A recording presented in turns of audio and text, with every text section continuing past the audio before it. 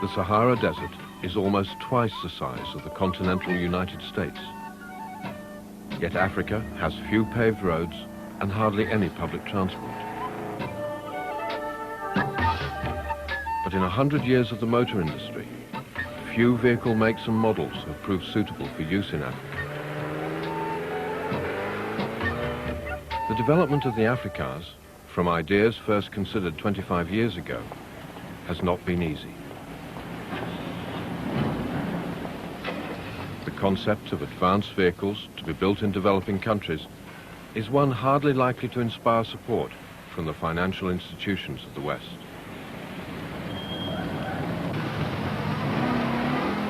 After stripping away non-productive and inflationary services, their very livelihood depends on the genuine added value of the manufacturing process.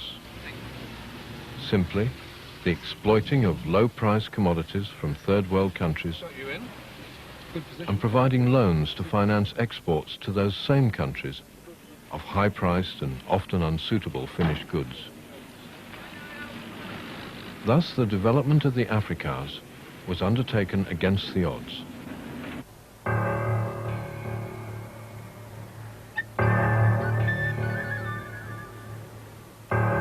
Untested, they were ready just hours before they were due to leave the workshop in England for the ferry to Sweden and the 1,500-kilometer drive to the Arctic. So the wagon, the pickup and the six-wheeler, with insufficient funds and no backup vehicles, have set out from the Arctic Circle on a long, lonely and critical proving run to the Equator in East Africa.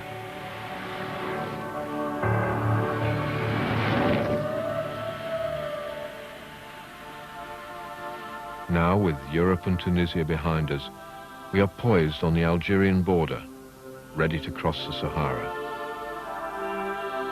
Our intended route is via El Oued, Elisi and Janet to Tamanrasset, before heading south across the Republic of Niger to Kano in Nigeria.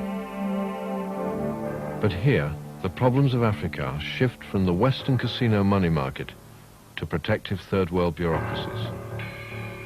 Entry with the cars and the film equipment has been refused at the Algerian border.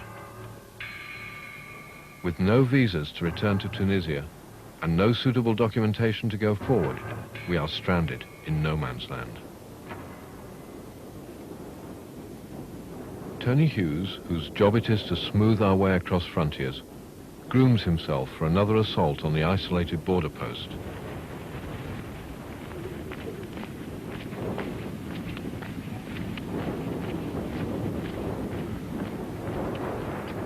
The rest of us wait, a little apprehensive, under the watchful eye of Algerian soldiers. How many litres in those big water bags? About 20.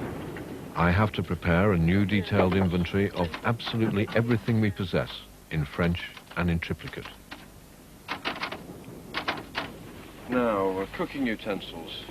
Les utensiles.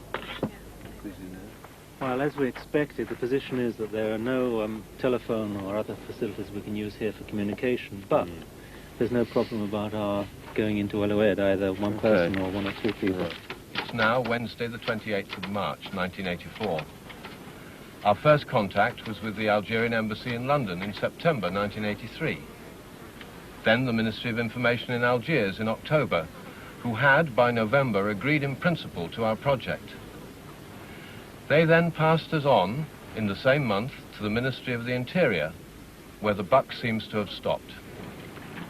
In the last 3 days, Tony Hughes and I have made a 1,400-kilometer round trip to Algiers in the four-wheel wagon to represent our case.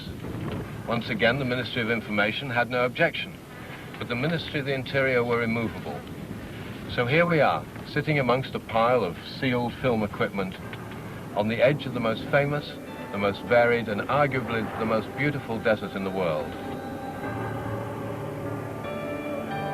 But bureaucracy works in subtle ways. The man from the ministry had finished by saying, "Why don't you just go away and do what you came here to do?" So, on the strength of the space between words, we're off, south, to find our first real Saharan camp.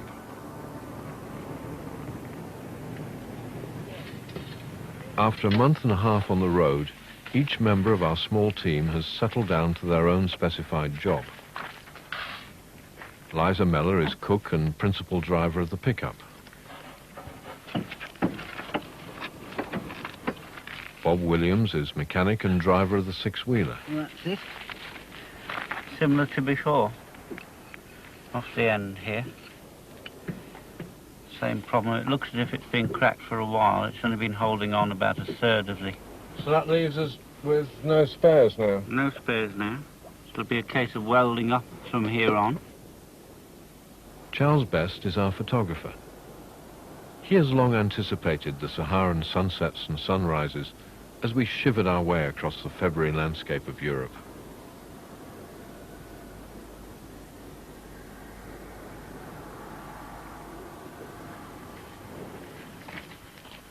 But on the northern edge of the Sahara, the nights were still bitterly cold and the dawn was little better, till the sun broke through.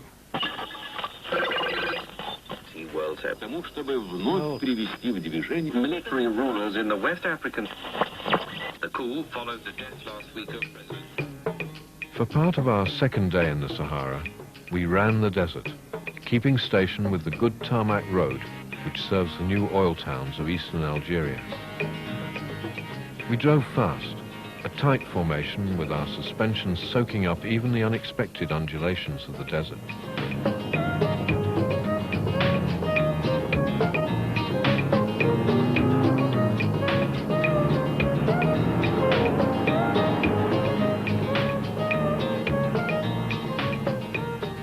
Carolyn Hicks, co-originator of Africar, is troubleshooter and driver of the four-wheeled wagon.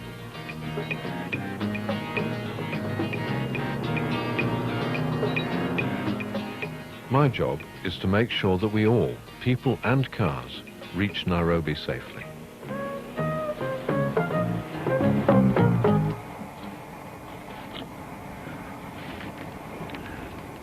Bob is our first casualty. He originally asked to come with us to Africa, but he doesn't like the desert. After less than 1,000 kilometers of Saharan sun, he has collapsed.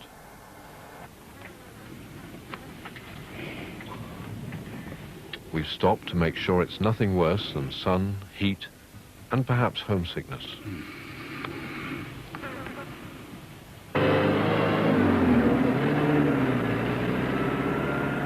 They say that disasters come in threes. The second came immediately.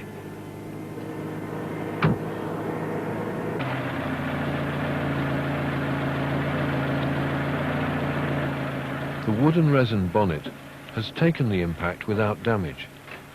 Only the stay has become detached. Driving the pickup against the Saharan sun is going to be difficult. Just one bang and it just went straight out. I didn't see it rocking or bouncing before that. It's just one knock. It just went put down, that's all.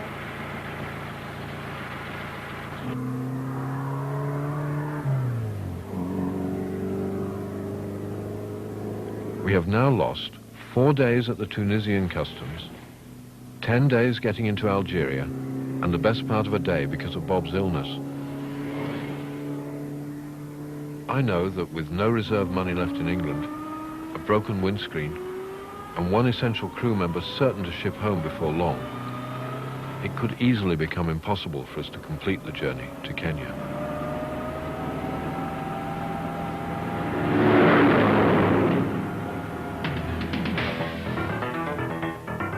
We're running east towards Libya. The road is starting to deteriorate. Summer day temperatures of 50 degrees or more, and nights close to freezing, poor foundations and relentless heavy truck traffic is no way to treat a tarmac road.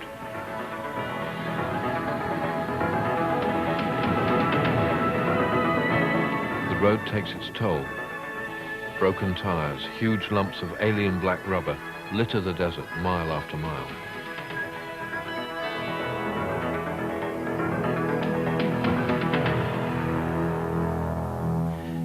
seems that this is what we've hit. It's a big pothole with a hard tarmac edge.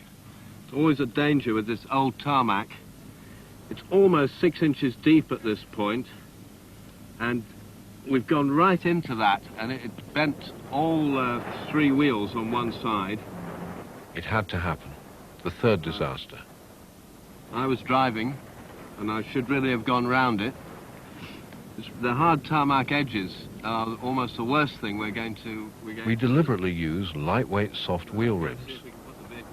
The impact has been absorbed in the rim without destroying tyres and distorting wheel centres.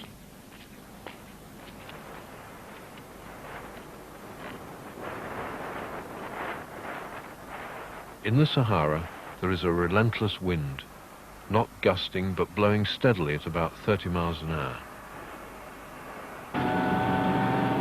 Sliding windows provide maximum ventilation with protection.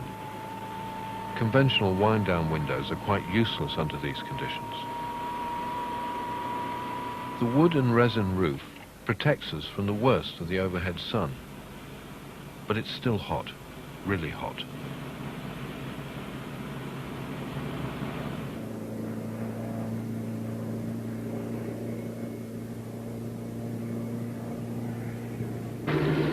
Ah, that's incredible. That guy must know that everyone that passes here, the one thing they want is a shower. At Wanet, beside an experimental farm, we found the one pressure water supply in several thousand kilometers of desert. Covered in a box here, as always.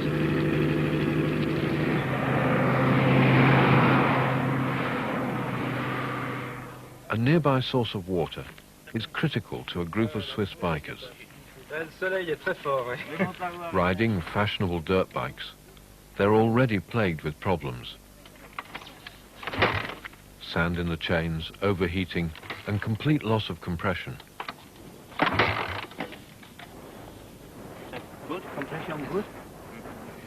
Yeah, regardez, je vais vous faire un dessin.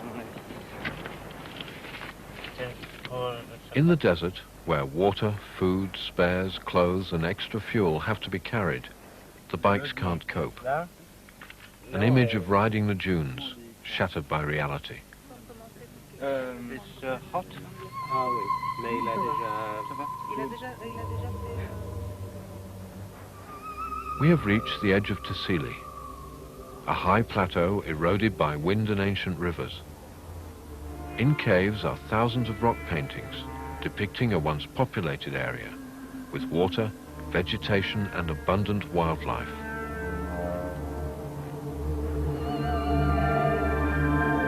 The wind funneling through the eroded valleys has created localized dunes, awesome in size and color.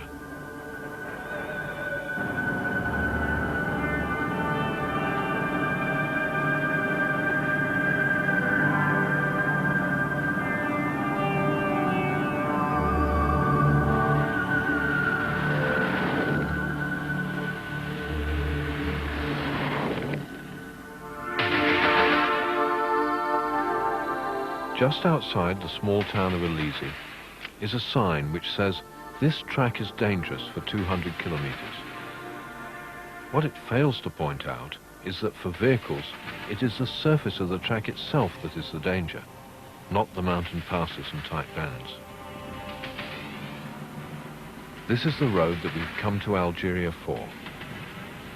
The next 400 kilometers to Janet, a small oasis on the Libyan border, is rated in some international overland guides as the worst road in the world.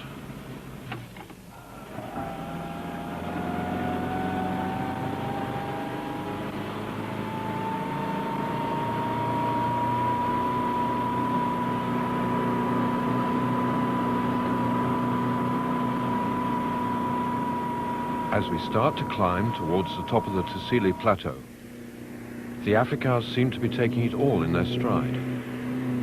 But I remember a chance meeting a few days earlier with 2 Canadians in a brand new Mercedes 4-wheel drive. Do not go over 15 kilometers an hour, they warned, or you will break everything. It's corrugated rock, not sand.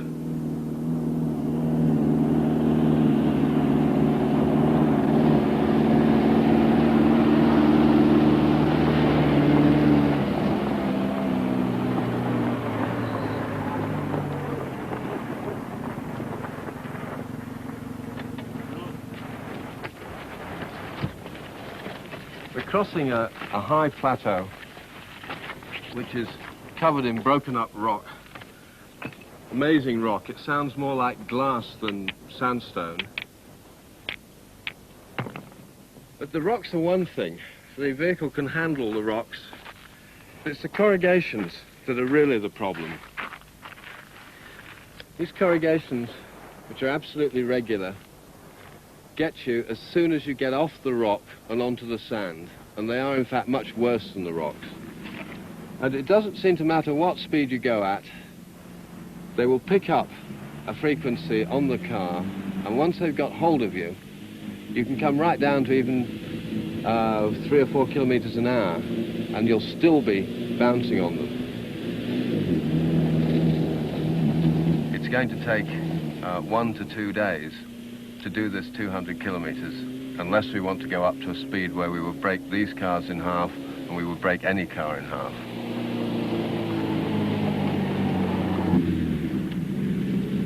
Danger has always attracted travellers.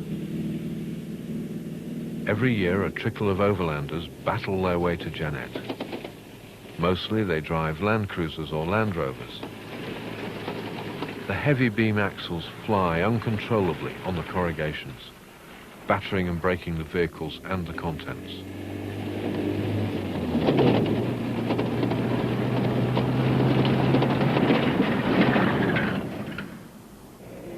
Normal four-wheel drive pickups are not up to it, especially over-bodied and overloaded like the so-called World Cruiser.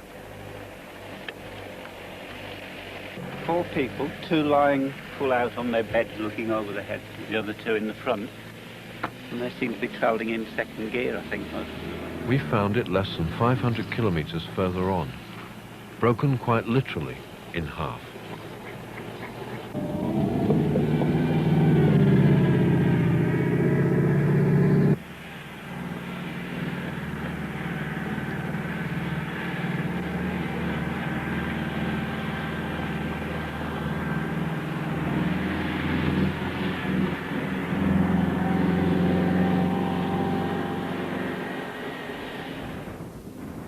Sicily is about half the size of Spain.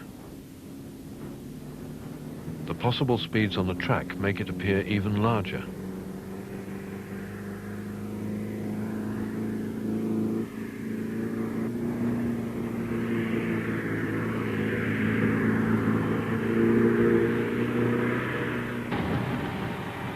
The climb seems endless, rising by stages from one level to the next.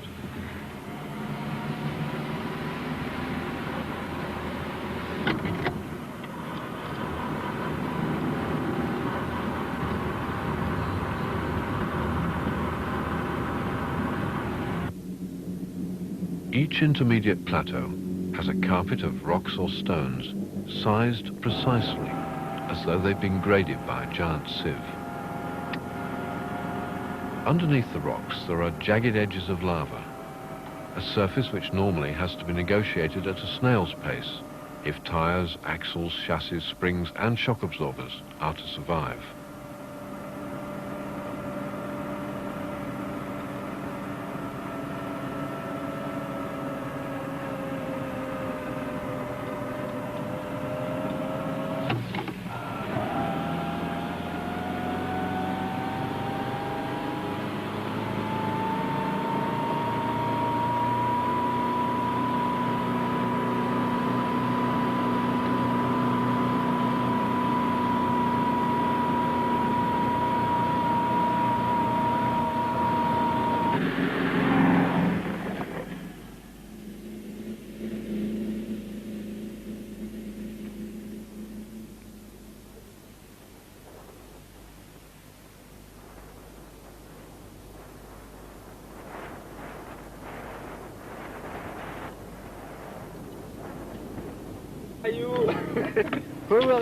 At the highest point of the plateau is a viewpoint, a meeting place for overlanders.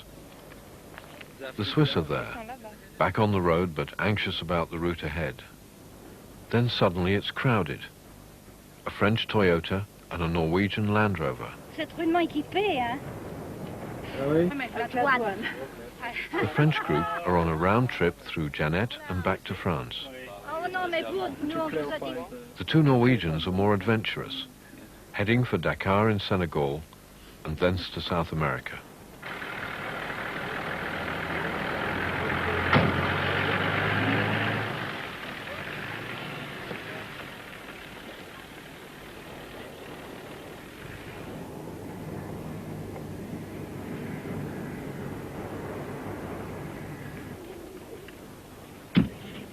The Sahara is full of surprises.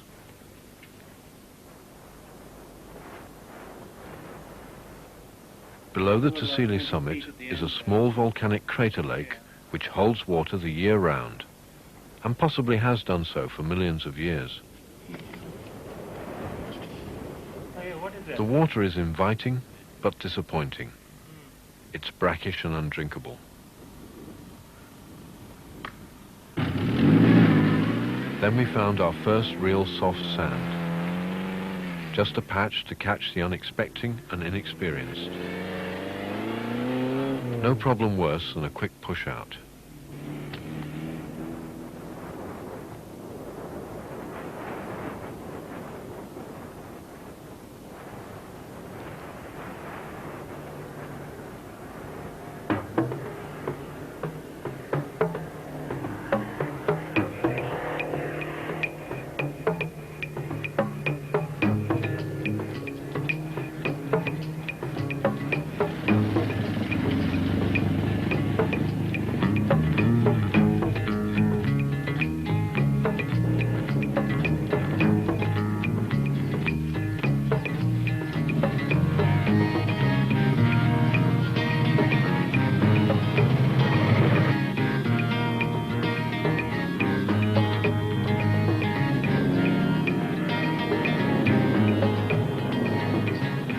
Down again at the base of the plateau, we're back on sand for the last 200 kilometers to Janet. But we must find tracks to guide us at least to the firmer parts of the piece.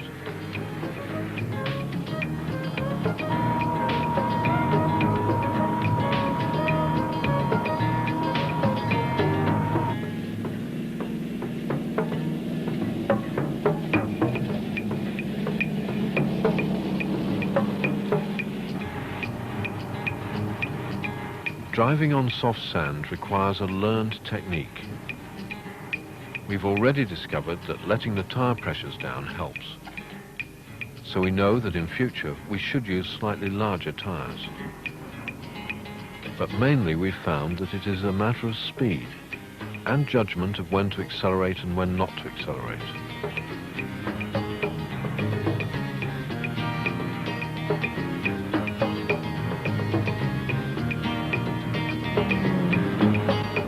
Although we're still running just in two-wheel drive, we have, to our surprise, no real disadvantage, even with 1-ton loads on the four-wheelers and 2 tons on the six-wheeler. When forced to stop off the hard sand, or when we simply get it wrong, front-wheel drive allows us to power out with the front wheels riding up on the sand and not digging in.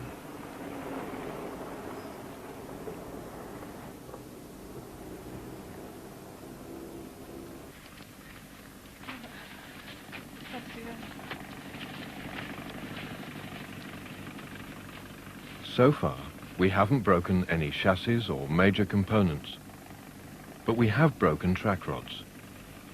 And with no spares, we've run out of resourcefulness to repair them. The pickup is now running on soft sand with 1 lazy front wheel and only 1 wheel steering. The problem with the track rods vindicated my decision to test under conditions of real environmental pressure. As designers and would-be constructors, we had put ourselves in a position of being customers. We simply had to get to the next oasis, regardless of the consequences of a broken component.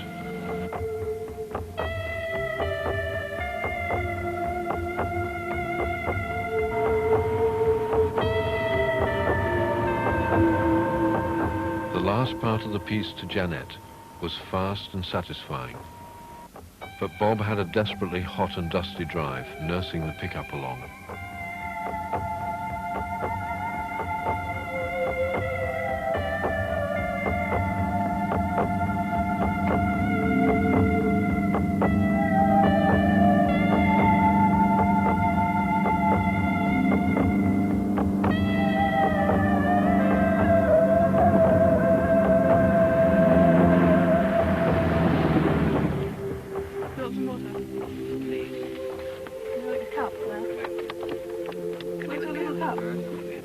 That must have been about as hard a drive as you ever had, Bob? I think so. I think so. The times we've been in and out. Yes, I'd be glad to get there now.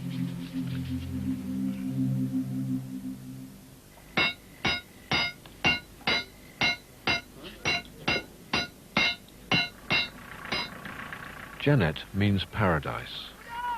But for most travellers it means a trip to the little garage on the outskirts of the town.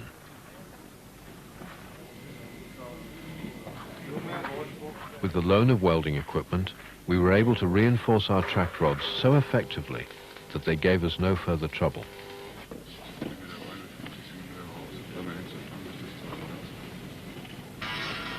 The Swiss bikers had broken carrier and fuel tank mounts.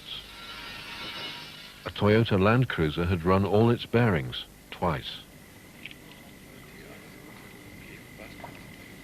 The Norwegians had serious problems. They had broken the front of their chassis clean through, and they weren't even halfway across the Sahara, let alone in South America.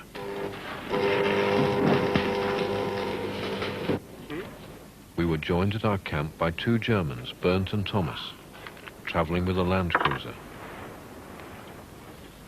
They offered to accompany us to Tamanrasset, where Thomas would join us as mechanic, and Bob could go back to England.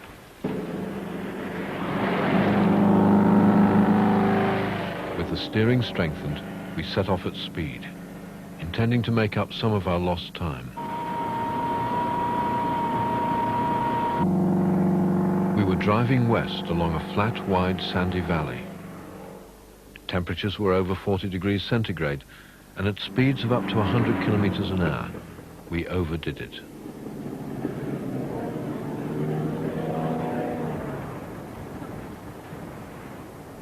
For 3 years, we had scoured the world for an efficient, lightweight, four-wheel drive gearbox, one that would allow us to retain both a low center of gravity and our ground clearance. We found that we were again addressing a problem not even considered by the motor industry, and we came up empty-handed. We would eventually have to design and build our own transmission system from scratch. Meanwhile, a stopgap had to be found, quickly. Stripped nearly all the way around and pinion on one side. Well, it is stripped, isn't it, Bob? Yes, there on that side. And all the teeth broken. I chose a small Citroen box which had the right main ratios and which approximated the right layout. The ordinary thing was they both went within about 10 metres of each other. That's all. These gearboxes started life almost 40 years ago, transmitting less than a third of the power that we needed. So we'd set off for Africa, expecting to rebuild the boxes every 10,000 kilometres or so. Right into the aluminium, yeah. It must have taken a hell of a crack, Bob. Thomas, can you just... The six-wheeler's box was pretty well smashed. But Carolyn's car, the wagon, had only run a bearing, and remarkably, once repaired, never gave us a problem again. Completely collapsed. Oh, it's a nylon cage, Tony. That might be the answer of some of the problem.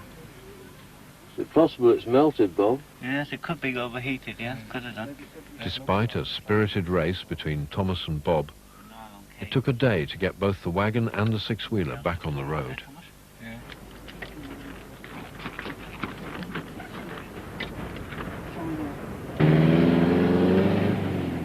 The route we're on continues due west to meet the main Trans-Saharan highway. We want to turn off and pick up a trail to the south. The Norwegians have caught up with us, and we've all spent half a day looking for the marker, a piece of tin on top of a small stone cairn in 1 million square miles of emptiness.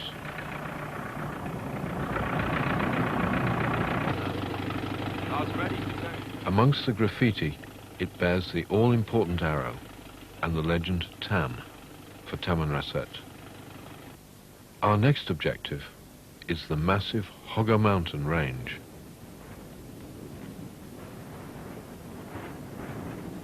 Traveling with the Toyota emphasized the value of careful, practical design. The pickup is doing about 28 miles per gallon. It is carrying fuel for about 900 miles. It is loaded with 100 litres of water, 2 batteries, 2 spare tyres, a wide range of mechanical spare parts, food, cooking facilities, personal effects and sleeping accommodation for 2 people. The Toyota is carrying about the same.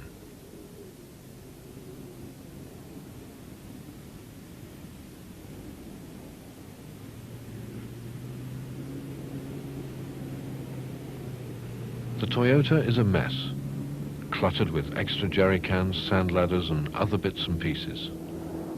Loaded, it has about twice the frontal area of the pickup and uses about twice the amount of fuel. And with its limited ground clearance, is severely restricted in where it can travel.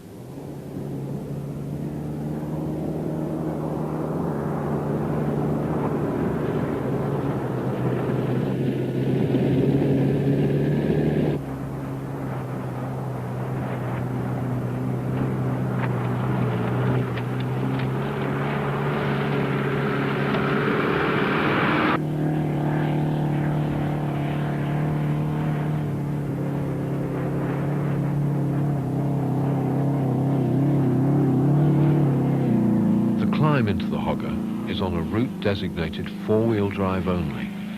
It is 1 in 3 and steeper, and the surface is loose and rough.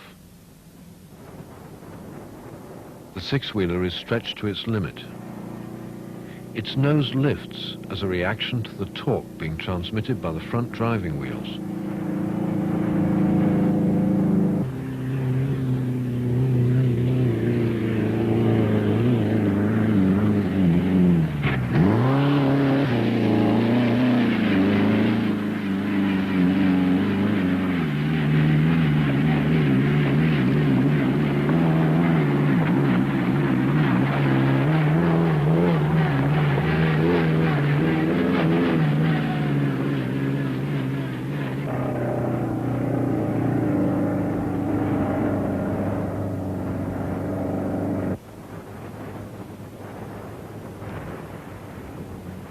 The altitude starts to affect engine performance. Without the luxury of a low-ratio gearbox, it's necessary on the final climb to slalom across the road to reduce the steepness of the ascent.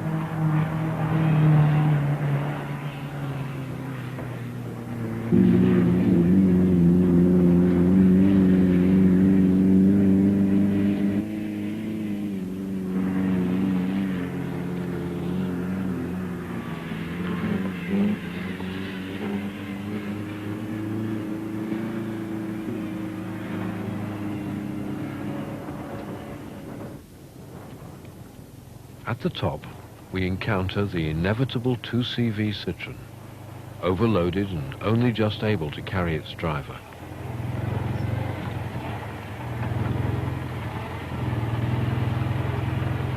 For the Africars, the 2CV has been a principal source of inspiration.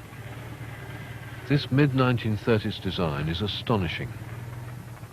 Most modern vehicle design does not even address the problems solved in the 2CV.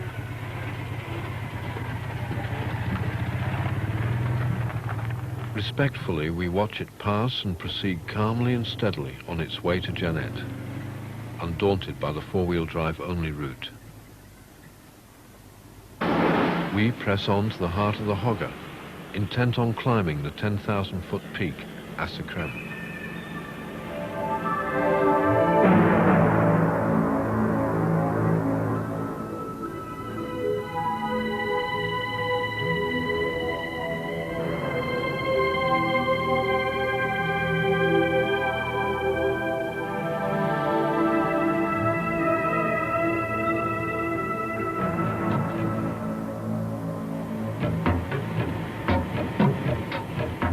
We're out of Algeria and back in no man's land.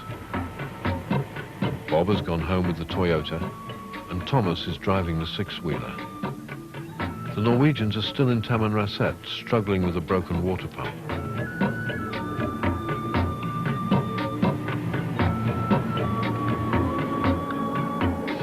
Now we're amongst the traffic of the main Trans-Saharan highway.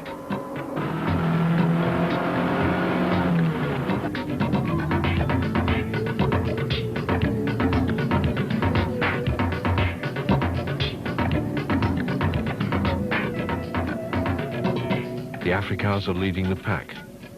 They demonstrate that they can more than hold their own against traditional four-wheel drives.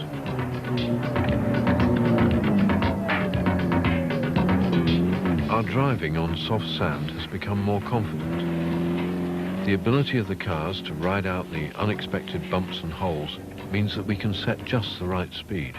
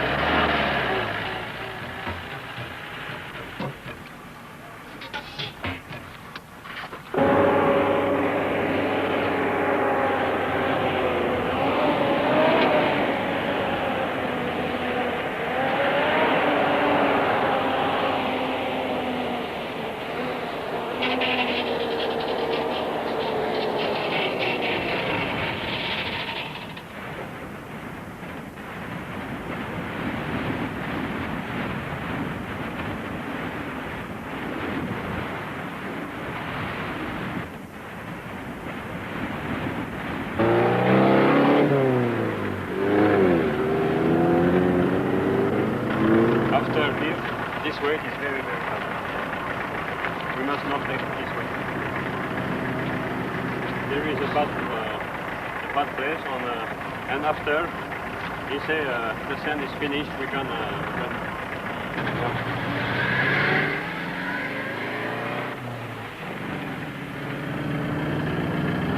Look at the fishing. This way here.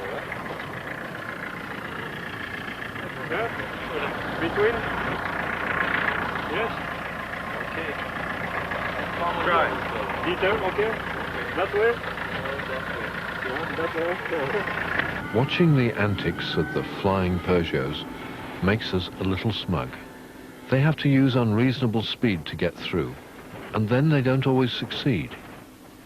This one has had to be jacked up and dug out 8 times since Tamanrasset.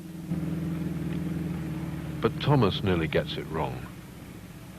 He has to rely once again on the front-wheel drive to steadily power its way through the deep sand without getting stuck.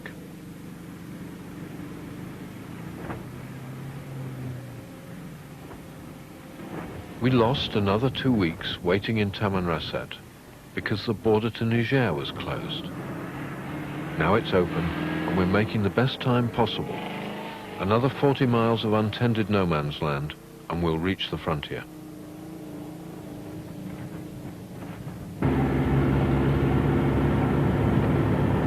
The worst of the desert is behind us, and possibly the hardest route that we could find almost anywhere in the world. We now have behind us The cars are complete and running well. The desert in Niger has changed character completely. It's flat. We're able to travel at 60, 80 kilometers an hour without any trouble. And now we're heading towards the capital of Niger, Niamey, and the river Niger.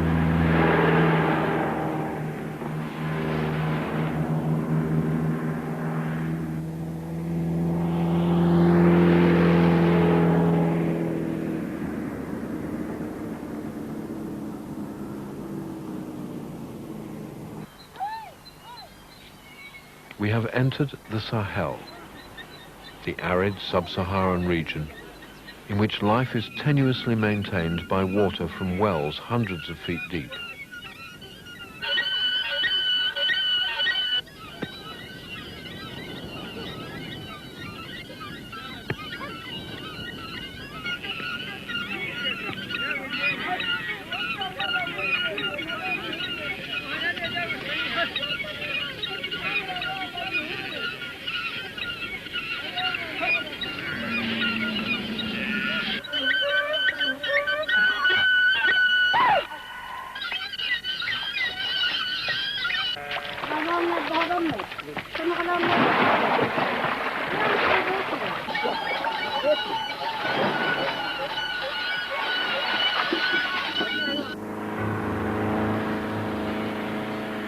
At the Niger frontier post, we heard a rumor that now the Nigerian border is closed after a coup. So we've decided to abandon our original route south to Kano and instead to head to Niamey. There we can replace the pickup's windscreen and see what routes, if any, are open to us. For me, the desert was no different than the first time I crossed it 20 years ago. It's a little bit like crossing the Atlantic. It doesn't matter how many thousands of people have done it before you. When you set off on a route, your life is still strictly in your own hands. If you lose your way slightly and have a mechanical problem, you can die just as easily as somebody in the 1920s or 1930s. Very hard to realize that every time is in a way the first time.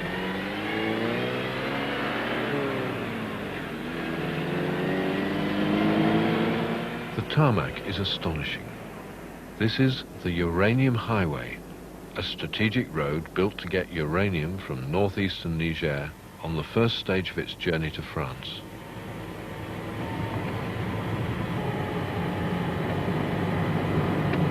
It's a little bit frightening out there. And you're feeling really good when you're coming in the Sahel, seeing these trees and the people, the animals, seeing these cows, they are light, all this life around. It's a good feeling then that you know you are somewhere where you can stay and relax. It's not this frightening around all the time.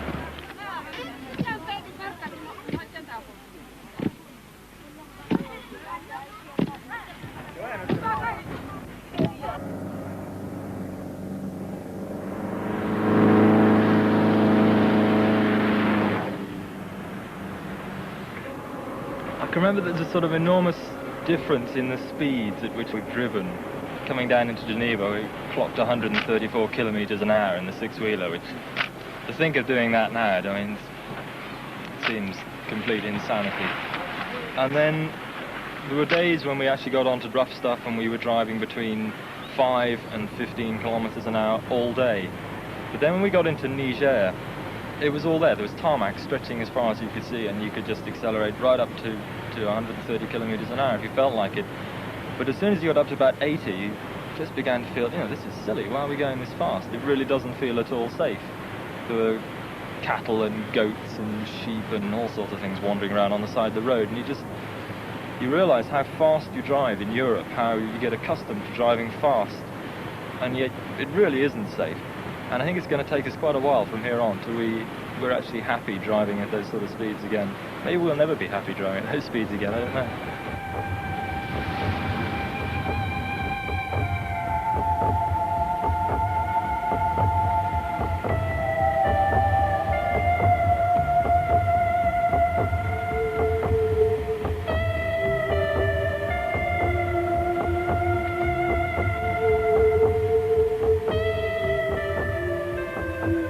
arrival in Niamey, we found that the Nigerian border really was closed. We had no option but to book into a hotel and to make a new plan.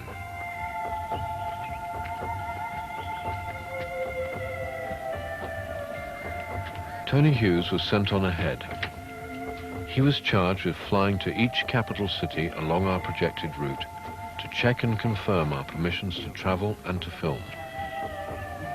But Africa does have a way with plans. He was robbed at Lagos Airport and lost his documents and a critical portion of our precious funds. The next thing we heard, he was home in Nairobi and we were on our own.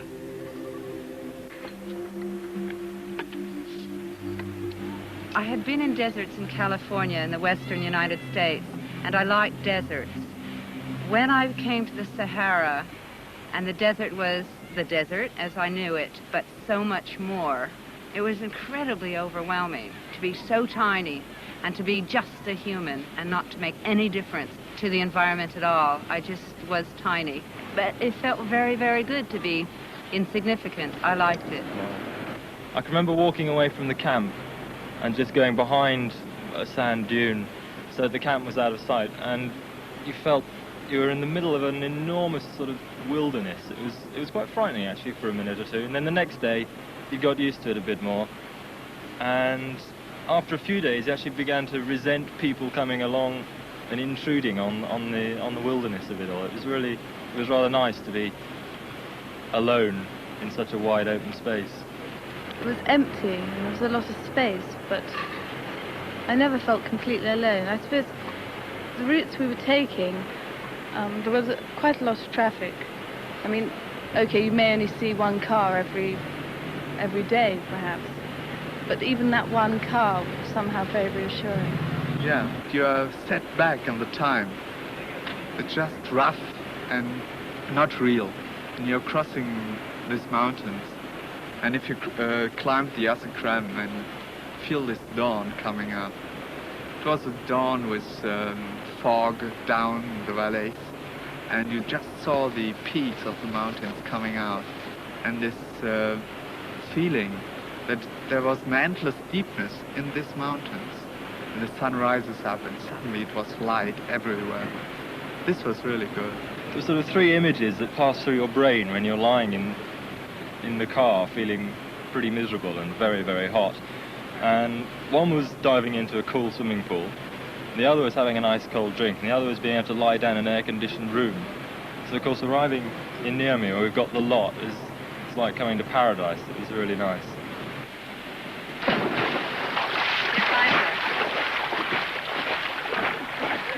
Something almost obscene about sitting beside a swimming pool in a luxury hotel right in the middle of the region known as the Sahel, that band across Africa, which probably at this moment in the world's history has got the highest rates of malnutrition, the greatest poverty, and greatest number of people actually starving to death, depending on how the rains come and go. And yet, in a curious way, it is a luxury area. As you come out of the desert, there's the luxury of seeing deep wells and water, sleek-looking cattle, very well cared-for villages, even tarmac roads. It somehow doesn't seem an impoverished area. It's almost like a fantasy land, a fairyland. And yet the hard economic facts and the problems of maintaining life are very real. In Niger, we are about a third of the way through the African part of our journey. Reduced to just 5 drivers and with no desire to go back across the desert, we are committed to continue, traveling hopefully. But with a war in Chad and Nigeria closed, there seems to be no route open to us to East Africa or even to the Equator.